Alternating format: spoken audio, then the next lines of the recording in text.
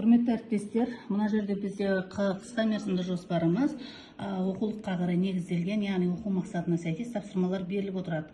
Қысқа мерзімді жоспарда құндылықтармен қоса аптаның дәйек сөздері, сонымен қатар тапсырмалар көрсетілген. Әрбір қымжыны кітап оқулықты негізге ала отырып жасалынған және қымжының соңғы форматында, соңғы парақтарында осы тақырыпқа сәйкес постерлер және қосымша оқушылардың бос отыратын оқушыларға арналған жұмыс парақтары көрсетілген.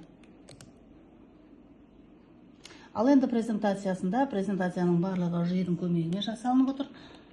Бұл жерде мына жерде құпия сыйлық және топқа бөлу, содан кейін үй тапсырмасын сұрау мақсатында суреттер сөйлейді әдісі көрсетілген, оның жауабы беріледі. Сонымен қатар оқулықты негізге ала отырып, мынадай презентациялар жасанды интеллекттің көмегімен жасалынып отыр. Сабақтың